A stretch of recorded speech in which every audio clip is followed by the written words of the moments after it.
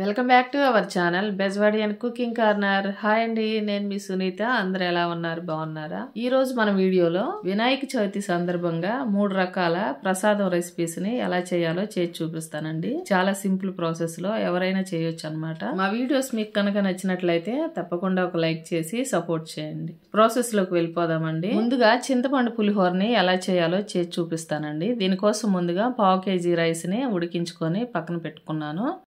ఇప్పుడు ఈ 1/2 kg రైస్కి నిమ్మకాయ సైజ్ అంతా చింతపండుని ముందుగానే నానబెట్టి ఉంచుకున్నాను. ఆ తర్వాత స్టవ్ ఆన్ చేసి కడాయి పెట్టుకున్నాను. అందులో 5 స్పూన్ల వరకు ఆయిల్ వేసుకున్నాను. ఇప్పుడు ఇందులో 4 పచ్చిమిర్చి 3 ఎండుమిర్చి కూడా వేసుకొని ఫ్రై చేసుకొని పక్కన పెట్టుకున్నాను.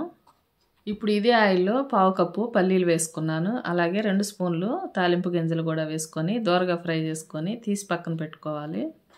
ఆ తర్వాత ఇదే ఆయిల్లో ముందుగా నానబెట్టి ఉంచుకున్న చింతపండుని పులుసు తీసుకొని ఆ పులుసు ఇందులో వేసేసుకొని ఉడికించుకోవాలి.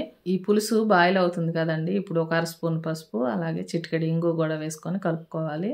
5 నిమిషాలు ఉడికించుకున్న తర్వాత 2 రెమ్మల కరివేపాకు, టేస్ట్కి తగినట్లుగా ఉప్పు వేసుకొని అలాగే చిన్న బెల్లం ముక్క వేసుకుంటే టేస్ట్ చాలా బాగుంటుందండి. ఇలా 1 నిమిషం పాటు ఉడికించుకున్న తర్వాత ముందుగా ఫ్రై చేసి పెట్టుకున్న పచ్చిమిర్చి కూడా ఇందులో వేసుకోవాలి. ఈ పచ్చిమిర్చిని పులుసులో ఉడికించుకోవటం వల్ల స్పైసీగా లేకుండా బాగుంటుందండి. చక్కగా పిల్లలు ఇష్టంగా తింటారు. ఈ విధంగా ఇప్పుడు పులుసు దగ్గరగా ఉడికి ఆయిల్ సపరేట్ అయినప్పుడు స్టవ్ ఆఫ్ చేసుకోవాలండి.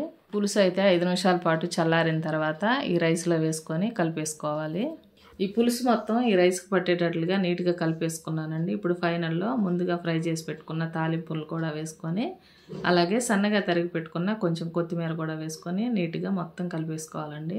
ఈ తాలింపుల్ని ఫైనల్లో వేసుకోవటం వల్ల చక్కగా తినేటప్పుడు కరకరలాడుతూ బాగుంటాయండి. అదే పులుసులో వేసేసామనుకో మెత్తబడిపోయి టేస్ట్ అంత బాగోదన్నమాట. చూసారు కదండి, ఇంకింతేనండి. పులిహోర రెసిపీ రెడీ అయిపోయింది. ఇప్పుడు ఈ పులిహోరని పక్కన పెట్టేసుకుందామండి. నెక్స్ట్ రెసిపీని మళ్ళీ చూపిస్తాను. మన నెక్స్ట్ రెసిపీ వచ్చి శనగల గుగ్గీలండి. దీనికోసం ముందుగా కాబూలి శనగలను 1 గ్లాస్ తీసుకున్నాను. వీటిని నైట్ అంతా నానబెట్టి ఉంచుకున్నానండి. మార్నింగ్ శుభ్రంగా క్లీన్ చేసుకొని ఇందులో చిటికెడు ఉప్పు, కొంచెం వాటర్ కూడా వేసుకొని మూత పెట్టుకొని 4 విజిల్స్ వచ్చే వరకు ఉడికించుకోవాలి. చూసారు కదండి, 4 విజిల్స్ తర్వాత చక్కగా ఉడికిపోయినాయి. ఇప్పుడు ఈ వాటర్ తీసేసుకొని పక్కన పెట్టుకుందాము. ఇప్పుడు ఈ శనగల తాలింపు కోసం స్టవ్ ఆన్ చేసి కడాయి పెట్టుకొని 1 స్పూన్ ఆయిల్ వేసుకున్నాను. 1 ఎండుమిర్చిని చిన్న ముక్కలుగా కట్ చేసి వేసుకున్నాను. 1/2 స్పూన్ ఆవాలు, 1/4 టీ స్పూన్ జీలకర్ర కూడా వేసుకొని దోరగా ఫ్రై చేసుకోవాలి. ఇలా దోరగా ఫ్రై అయిన తర్వాత ఫైనల్లో 1 రెమ్మ కరివేపాకు కూడా వేసుకొని ముందుగా ఉడికించి పెట్టుకున్న శనగలను కూడా ఇందులో వేసుకొని కలిపేసుకోవాలి. ఈ శనగలను ఇందులో వేసేసుకున్నాం కదండి. ఈ తాలింపు మొత్తం శనగలకు పట్టేటట్లుగా ఒకసారి నీట్గా కలిపేసుకొని స్టవ్ ఆఫ్ చేసుకోవాలి. ఇంకింతేనండి, మన సెకండ్ రెసిపీ కూడా రెడీ అయిపోయింది. చాలా సింపుల్గా చేశాను కదా. ఇప్పుడు మన థర్డ్ రెసిపీ వచ్చి ఉండ్రాల పాయసం అండి. ఈ పాయసం అంటే మాకు చాలా ఇష్టం అనమాట. ఇప్పుడు ఈ రెసిపీని సింపుల్ వేలో ఎలా చేయాలో చేసి చూపిస్తాను. ఈ ఉండ్రాల పాయసం ప్రిపేర్ చేయడం కోసం పొడి బియ్యం పిండిని 1 గ్లాస్ తీసుకున్నానండి. ఈ గ్లాస్ పిండికి 3/4 గ్లాసు వాటర్ని ఈ ప్యాన్ లో వేసుకొని బాయిల్ చేసుకోవాలి. ఈ వాటర్ బాయిల్ అవుతున్నప్పుడు ఇందులో చిటికెడు సాల్ట్, 1 స్పూన్ బెల్లం, 1 స్పూన్ నెయ్యి కూడా వేసుకొని కలిపెట్టుకోవాలి. ఇప్పుడు ఈ వాటర్ మరగటం స్టార్ట్ అయింది కదండి. ఇప్పుడు ముందుగా తీసి పెట్టుకున్న ఈ పిండిని కూడా ఈ వాటర్లో వేసేసుకొని కలుపుకోవాలి. ఈ విధంగా పిండిని కలిపేసుకున్న తర్వాత స్టవ్ ఆఫ్ చేసుకొని పక్కన పెట్టుకోవాలండి ఒక 5 నిమిషాల పాటు. ఒక 5 నిమిషాల తర్వాత చల్లారిపోతుందండి. ఇప్పుడు ఈ పిండిని చేత్తో చక్కగా కలుపుకోవాలండి. చపాతీ ముద్దలాగా వచ్చేస్తుంది అనమాట. ఇప్పుడు ఈ పిండిని కొంచెం కొంచెంగా తీసుకొని చిన్న ఉండ్రాల్లాగా చుట్టుకోవాలండి.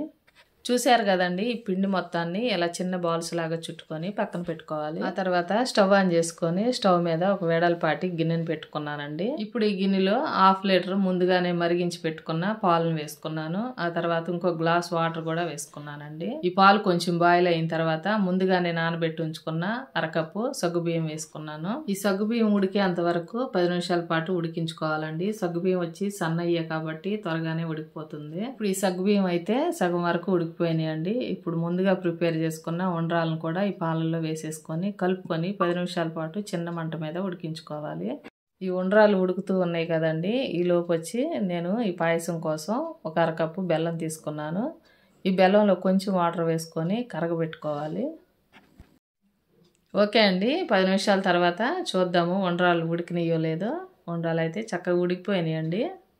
ఇప్పుడు ఇందులో 2 స్పూన్లు బియ్యం పిండిని తీసుకున్నాను. ఇప్పుడు ఇందులో కొంచెం వాటర్ పోసుకొని డైల్యూట్ చేసుకొని ఈ పాయసంలో కలిపేసుకోవాలండి. ఇది వేయటం వల్ల ఈ పాయసం అనేది చిక్కగా ఉంటుంది. తర్వాత ఒక స్పూన్ యాలకుల పొడి కూడా వేసుకొని 1 నిమిషం పాటు కలుపుకొని స్టవ్ ఆఫ్ చేసుకోవాలి.